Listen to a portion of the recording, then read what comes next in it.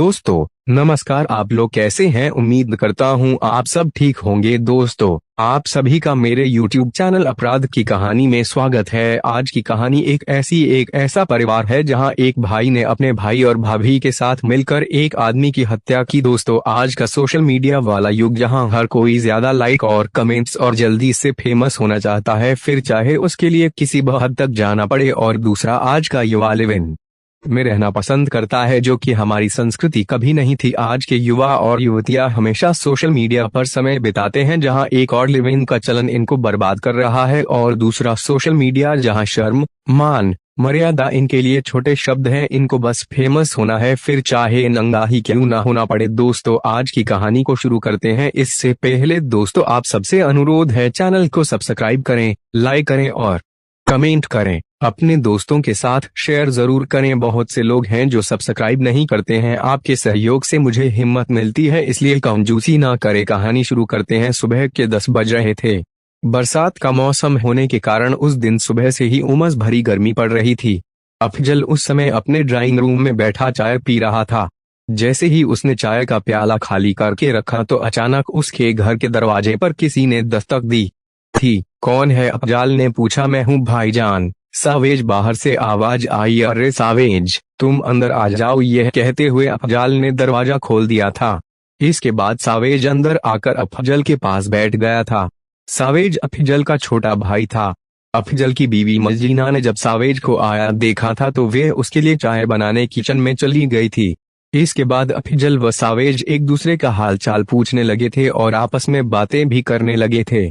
अचानक सावेज बोला, भाई तुमने भाभी मजलीना के बारे में कुछ सुना है? हाँ सावेज, रिश्तेदारी और मोहल्ले में जो बातें फैल रही हैं मैं उससे बाकायदा वाकिफ हूँ। पड़ोसी कस्बे मंगलौर के रहने वाले शादाब द्वारा समाज व रिश्तेदारी में हमें बदनाम किया जा रहा है, जिससे हम समाज में सिर उठाकर जी न सके। अफजल बोला, मगर यह बात भी भाभी मर्जीना द्वारा ही शुरू की गई थी। भाभी को रील बनाने की और उसे फेसबुक पर लोड करने की आदत थी तथा वह अपनी आदत के चलते पड़ोस के युवक शादाब से दिल लगा बैठी थी। इसके बाद भाभी उसके साथ लिव इन में रहने लगी थी। सावेज बोला, तेरी भाभी के शादाब के साथ लिव इन में रहने के कारण हमें कस्बा मंगलौर छोड़ना पड़ा था। इसी कारण हमें वहां से 10 किलोमीटर दूर यहाँ रुड़की में आकर रहना पड़ रहा है।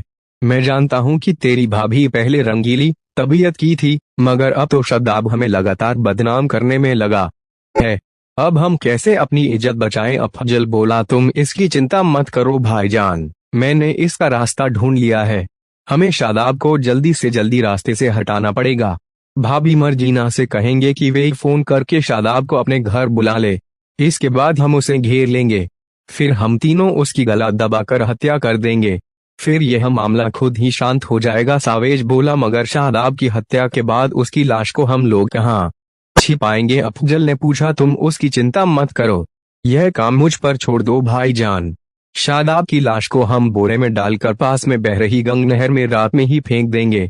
इसके बाद किसी को भी पता नहीं चलेगा कि शादाब कहाँ चला गया। कैसे रची मौत की साजिश? सावेज की इस योजना पर अफजल व मर्जीना ने अपनी मुहर लगा दी थी और वे तीनों अपनी इस योजना को अमली जामा पहनाने की फिराक में लग गए थे। शादाब के साथ लिव इन में पहले तो मर्जीना रहती थी, मगर मंगलौर में अपनी हो रही बदनामी की वजह से वे रुड़की रेलवे स्टेशन के पास की कॉलोनी तेलीवाला में अपने पति व देवर के साथ आकर रहने लगी थी। मर्जीना का शौहर बिजली मैकेनिक था। वह 23 अगस्त 2024 की सुबह थी। उस वक्त सुबह के 11 बज रहे थे। कोतवाली मंगलौर के कोतवाल शांति कुमार उस वक्त अपने ऑफिस में बैठे फाइलों पर हस्ताक्षर कर रहे थे। उस वक्त मंगलौर के मोहल्ला मलकापुरा निवासी 55 वर्षीय मुस्तकीम कोतवाल से मिलने पहुंचा था। उस वक्त मुस्तकीम के चेहरे पर हवाइयां उड़ रही थीं और वह घबराया हुआ सा लग रहा था। मुस्तकीम ने कोतवाल को बताया कि उसका 24 वर्षीय बेटा शादाब आसपास के क्षेत्र में फेरी लगाकर कपड़े बेचता है। गत दिवस वह किसी से मिलने के लिए घर से निकला था, मगर आज तक वह वापस घर नहीं लौटा है। उसका मोबाइल नंबर भी स्विच ऑफ चल रहा है। जब कोतवाल शांति कुमार ने मुस्तकीम से पूछा कि शादाब की किसी से दुश्मनी तो नहीं थी, तो मुस्तकीम ने बताया कि शादाब का सभी से अच्छा व्यवहार था। मुझे उसके अपहरण की भी आशंका नहीं है। मुझे शक है कि शादाब किसी साजिश का शिकार तो नहीं हो गया। इसके बाद शांति कुमार ने मुस्तकीम को शादाब की गुमशुदगी की तहरीर लिखकर उसका फोटो लेकर कोतवाली आने को कहा था। मलकपुरा मोहल्ला एसआई रफत अली के हलके में आता था। शांति कुमार ने शादाब की गुमशुदगी का मामला रफत अली को ही सौंप दिया था। शादाब की गुमशुदगी का मामला हाथ में आते ही रफत अली सक्रिय हो गए। सबसे पहले उन्होंने कांस्टेबल मनोज वर्मा व पप्पू कश्यप को मोहल्ला मलकपुरा में भेजा तथा उनसे शादाब के बारे में पूरी जानकारी हासिल करने को कहा। इसके बाद रफत अली ने एसपी देहात स्वप्न किशोर सिंह से संपर्क करके उनसे इस मामले में उनका निर्देशन मांगा। स्वप्न किशोर सिंह ने तत्काल गुमशुदा शादाब के मोबाइल की कॉल डिटेल्स एसओजी से निकलवाने के निर्देश रफत अली को दिए। अगले दिन पुलिस को शादाब की कॉल डिटेल्स भी मिल गई थी। शादाब के मोबाइल पर आई अंतिम कॉल पर एसआई रफत अली के शक की सुई अटक गई थी। उधर सिपाही मनोज वर्मा व पप्पू कश्यप ने शादाब के बारे में जो जानकारी हासिल की तो वे चौंकाने वाली थी। पता चला कि शादाब की कई महीनों से मर्जीना नामक महिला से दोस्ती थी। मर्जीना शादीशुदा थी, लेकिन वह शादाब के साथ लिव इन में रहती थी। शादाब उस पर रुपए उड़ाता था। शादाब के घर वालों ने उसे काफी समझाया, लेकिन वे उसका साथ छोड़ने को तैयार नहीं था। घर बुलाकर क्योंकि हत्या अपने शौहर की बदनामी की वजह से मर्जीना ने मंगलौर कस्बा छोड़ दिया था और रुड़की के रेलवे स्टेशन से सटी कॉलोनी तेलीवाला में आकर रहने लगी थी। दोनों सिपाहियों ने एसआई रफत अली को बताया कि शादाब के लापता होने में मर्जीना का हाथ हो सकता है। यह जानकारी पाकर रफत अली ने मर्जीना से पूछताछ करने का विचार बनाया। यह भी पता चला कि शादाब के मोबाइल पर आई अंतिम कॉल भी मर्जीना के ही फोन से की गई थी। वह 26 अगस्त 2024 का दिन था। रफत अली ने शादाब के लापता होने के बारे में पूछताछ करने के लिए मर्जीना व उसके पति अफजल को कोतवाली मंगलौर में बुलाया था। शाम को जब मर्जीना अपने शौहर अफजल के साथ कोतवाली पहुंची तो उस समय वहां पर सीओ मंगलौर विवेक कुमार भी मौजूद थे। सीओ विवेक कुमार ने शादाब के बारे में मर्जीना से पूछताछ की तो मर्जीना व अफजल के चेहरे का रंग सफेद पड़ गया। पहले तो दोनों ने पुलिस को गचा देने का प्रयास किया था, मगर वे दोनों सीओ विवेक कुमार के प्रश्नों के जवाब में ही उलझ गए थे। अंत में मर्जीना ने पुलिस के सामने शादाब की हत्या की बात कबूल कर ली थी। मर्जीना ने पुलिस को बताया कि गत 22 अगस्त 2024 को मैंने ही शादाब को फोन करके अपने घर पर बुलाया था।